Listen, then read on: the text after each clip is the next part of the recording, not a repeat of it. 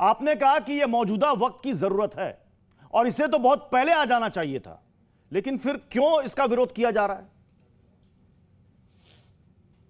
देखिए, ज़रूरतें होती हैं और ज़माने के तकाज़े होते हैं। उन ज़रूरतों के हिसाब से, तकाज़ों के हिसाब से ज़रूरतें बढ़ती जाती हैं। इस वजह से वक्तन फ़ौक़्तन वक्फ़ बिल में तरमीमात होती रहीं और ऐसे ही संविधान में भी ज़रूरतों के हिसाब से तरमीम होती रही है। ये वक्फ़ संशोधन बिल जो आज होने वाला है, तो ये नई बात नहीं है। इससे पहले भी कांग्रेस के दौर में 4 मरतबा संशोधन हो चुका है, तरमीम तब्दील हो चुकी है और खुद संविधान में भी 100 मरतबा तरमीम और तब्दील हो चुकी है। तो ये 100 साल पुराना वक्फ बिल है, कानून है। वक्फ कानून 100 साल से चला आ रहा है, नया नहीं है। तो 100 साल से अब तक कई मरतबा तब्दीली हो चुकी है। ब्रिटिश पीरियड में भी तरमीम तब्दील हुई, उसके बाद में 65 साल कांग्रेस की गवर्नमेंट रही, कांग्रेस की गवर्नमेंट में तब्दीली हुई। ज़रूरतें थी, तकाज़े थे और ऐसे ही आज जो मौजूदा हुकूमत है, इस मौजूदा हुकूमत में भी ज़रूरतें हैं, तकाज़े हैं। इस वजह से तरमीम और तब्दील होने जा रही है। तो इसलिए ज़रूरत है और होना भी चाहिए। करप्शन जो है वो उरूज पर बढ़ गया था।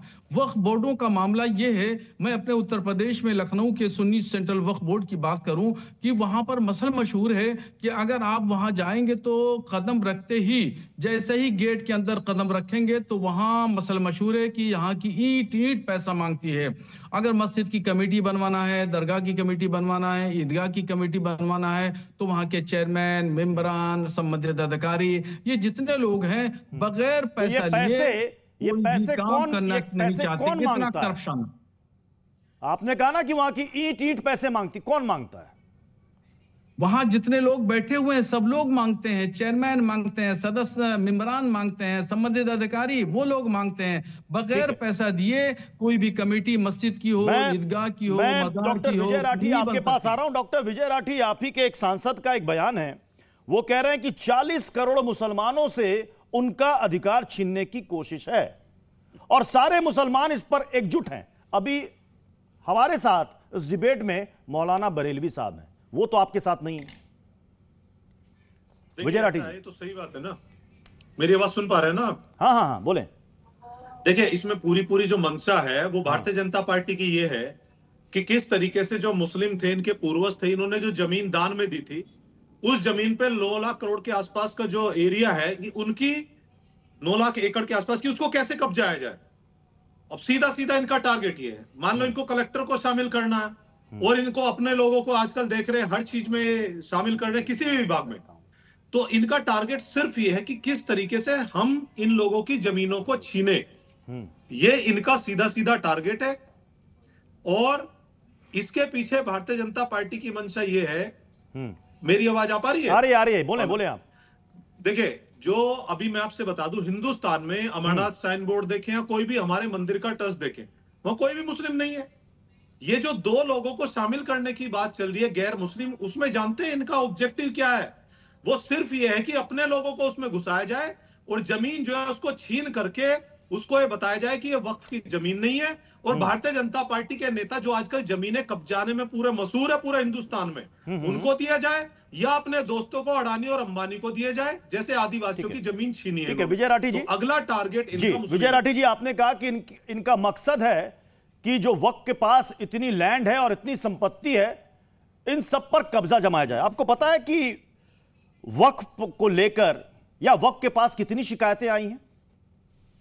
देखिए, आप मुझे इंक्रोचमेंट की, अवैध कब्जे की कितनी शिकायतें आई हैं वक्फ बोर्ड के पास?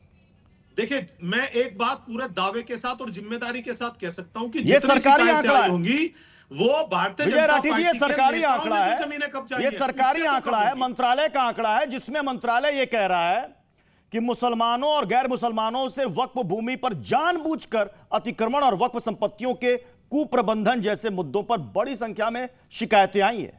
अप्रैल 2022 से 2023 तक केंद्रीकृत लोक शिकायत निवारण और निगरानी प्रणाली में 566 शिकायतें वक्फ बोर्ड को मिली, जिसमें से 194 शिकायतें अवैध रूप से वक्फ भूमि के अतिक्रमण और स्थानांतरण से संबंधित हैं और इसमें से 93 मुतवल्ली या फिर वक्फ बोर्ड के मेंबरान के खिलाफ है। यह कौन है जिन्होंने कब्जा किया था? ये कौन नहीं, है जिन्होंने कब्जा किया? एक मुतवल्ली होते कौन है, बताइए जरा। आप मुझे एक चीज बताइए, ऐसा कौन सा कानून हिंदुस्तान में है कि जो लागू होता है और उसके खिलाफ शिकायतें नहीं होती? दूसरी बात ये बताइए कि 14% से ज्यादा ये लोग हैं हिंदुस्तान में, 566 आप शिकायतें बता रहे हैं, इनके लिए ट्रिब्यूनल भी बना हुआ है, ट्रिब्यूनल में तो सब लोग हैं, वो उसका फैसला कर सकते हैं। लेकिन आप मंशा समझिए, ये जो बताते हैं ना कि तो ये इन लोगों ने जो इंक्रोचमेंट किया, इनकी मंशा क्या थी? सिंपल सवाल पूछ रहा हूं, इन लोगों ने जो इंक्रोचमेंट किया उनकी मंशा क्या थी? किन लोगों ने? ये शिकायतें जो आई है मुतवल्ली के खिलाफ, बोर्ड मेंबरान के खिलाफ, इनकी मंशा क्या थी? ये कौन लोग थे जिन्होंने अवैध कब्जा किया? हर चीज में ऐसे होता है। मैं आज आपसे बता दूं, शाहनवाज हुसैन भारतीय जनता पार्टी में है, शाहनवाज हुसैन भारतीय जनता पार्टी में है, मुस्लिमों पे अत्याचार के बाद होने के बाद भी वो नहीं बोलते, तो क्या हम ये कहने लगे शाहनवाज हुसैन सही है?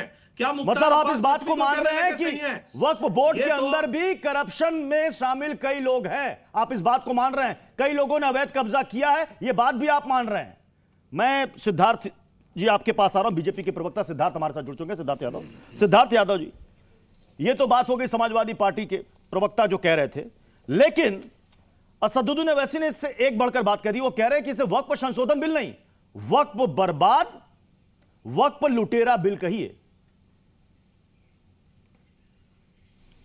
देखिए प्रत्युष जी, हमारे देश के अंदर एक समस्या है कि जो कुछ चुनिंदा नेता हैं जो अपने आप को मजहब का ठेकेदार भी मान लेते हैं, जो धर्म के नाम पर राजनीति करके अपनी राजनीतिक रोटियों को सेकना चाहते हैं, जो शायद भ्रम और डर के नाम पर ही पूरा वोट बटोरना चाहते हैं, उन लोगों की आदत हो चुकी है कि अगर कोई भी रिफॉर्म की चीज जाए तो उसको कैसे भ्रांति फैला करके उसके साथ उसके लिए डर फैलाया जाए।